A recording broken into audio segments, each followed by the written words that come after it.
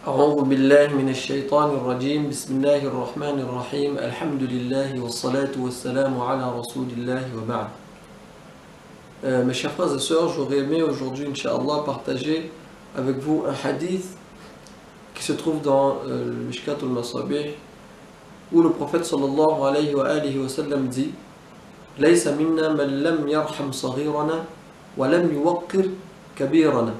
Yani, n'est pas parmi nous celui qui n'éprouve pas de pitié pour les plus petits et celui qui n'honore pas les aînés.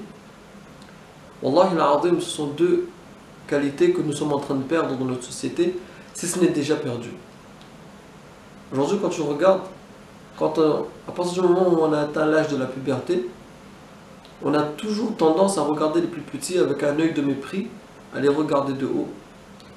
Et on a toujours un comportement agressif avec ces jeunes, avec les plus jeunes, les plus petits, surtout lorsqu'ils font une bêtise ou lorsqu'ils font quelque chose qui ne nous plaît pas. Et on oublie souvent que c'est des enfants et que voilà, c'est dans leur nature de faire des choses justement qui ne nous plaisent pas, puisqu'ils sont en train d'apprendre justement à devenir meilleurs, plus comme nous d'ailleurs.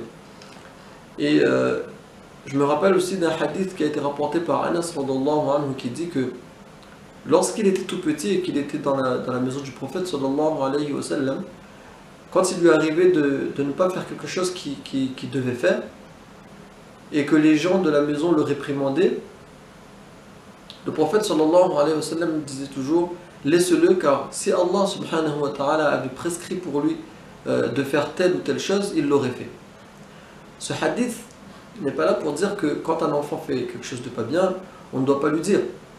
Seulement, vous voyez que dans le fait de blâmer à chaque fois, dans le fait d'agresser l'enfant, de lui crier dessus, parfois même dans le fait d'agir avec violence, eh bien, ce sont des choses qui tendent à rabaisser l'enfant, et au lieu de faire évoluer l'enfant pour qu'il s'améliore, en fait on est en train de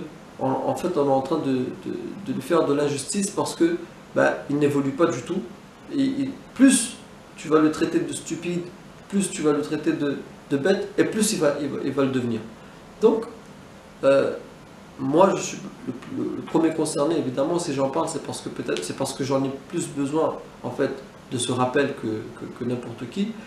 Et si je partage ça avec vous, c'est pour qu'on essaye de changer, Inch'Allah, notre comportement vis-à-vis des plus petits, afin déjà qu'on ne soit pas un poids pour ces jeunes, pour ces enfants, et aussi pour ne pas être, on va dire, excommunié de la communauté du prophète sallallahu alayhi wa sallam, puisqu'il met l'emphase et dit: n'est pas parmi nous, c'est-à-dire n'est pas digne de se proclamer musulman, celui justement qui n'a pas de pitié envers les plus petits, qui ne fait pas de sabr pour les plus petits. Ensuite, de l'autre côté du hadith, on a aussi le fait d'honorer les plus aînés. Vous avez dans ce hadith un mot qui est très important: honorer. Ici, le prophète sallallahu alayhi wa sallam, il ne parle pas de respect, il parle d'honneur. Ça veut dire que c'est encore plus valeureux, encore plus grand que le respect. C'est-à-dire que nous, en tant que jeunes, on doit, on va dire, faire preuve d'honneur. On doit honorer nos plus anciens.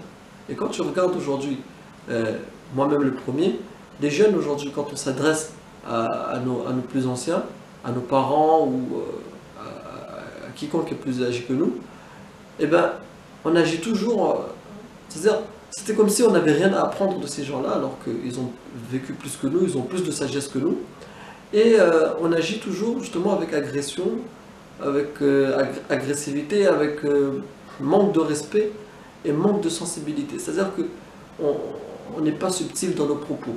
On n'essaie pas on va dire, de peser nos mots afin de ne pas affliger de la peine à nos plus anciens. Et justement, on va dire qu'on rate en fait cette mission qu'on a, nous, d'honorer nos plus anciens.